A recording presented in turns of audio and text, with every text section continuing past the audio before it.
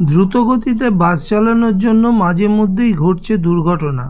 মূলত বালুরঘাট শহরে প্রবেশের আগে গাড়ির গতি বাড়ানো হয়। এর ফলে পথ দুর্ঘটনা বাড়ছে। সেই পথ দুর্ঘটনা কমাতে এবার বিশেষ উদ্যোগ গ্রহণ করল জেলা ও বালুরঘাট সদর ট্রাফিক পুলিশ। এদিন বালুরঘাট বাসস্ট্যান্ডে বাসের চালক ও কর্মীদের নিয়ে বিশেষ একটি বৈঠক করেন ট্রাফিক পুলিশ। এদিনের বৈঠকে উপস্থিত ছিলেন ডিএসপি ট্রাফিক বিরল মঙ্গল সাহা, বালুরঘাট সদর ট্রাফিক আইসি অরুণ কুমার তামাং সহ অন্যান্য আধিকারিকরা।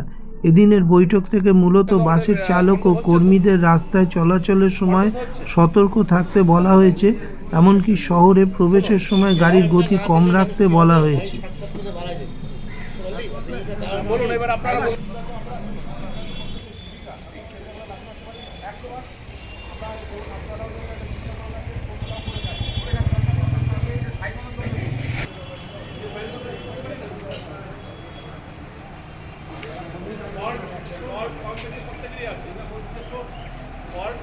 প্রত্যেকেরই আছে, টোটোরও আছে, বাসেরও আছে, সবারই আছে।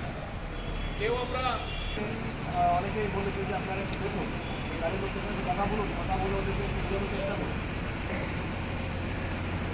গাড়িগুলো খুব স্পিডে ঢুকে, আপনি যেমন হাইরোডে দেখলে চালাচ্ছেন তাহলে সেভাবে চালানো যাবে না।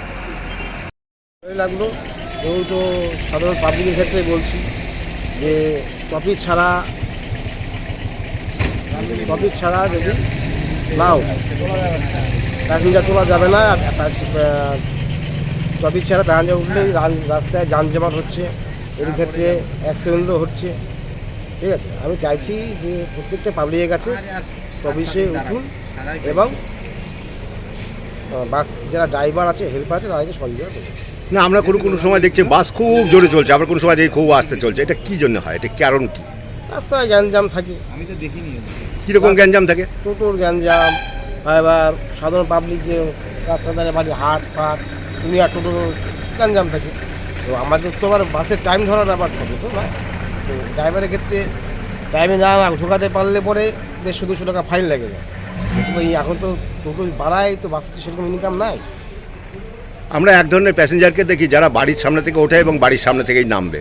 সেক্ষেত্রে আপনারা গাড়ি দাঁড় করান কেন? সেই ক্ষেত্রেও সেটা আমি মালিকদের সঙ্গে কথা বলবো যে এরকম যেন প্যাসেঞ্জার না ওঠে, যে না বলে যে বাড়ির সামনে থেকে উঠবে, চেষ্টা করবে যে স্টপেজে যেন প্যাসেঞ্জারটা আসে, ওখান থেকেই যেন প্যাসেঞ্জার গেট আপ হয়ে লং জার্নি করতে। তাহলে আজকে মিটিংটা হয় কি ভালো হলো? হ্যাঁ, অবশ্যই ভালো হয়েছে।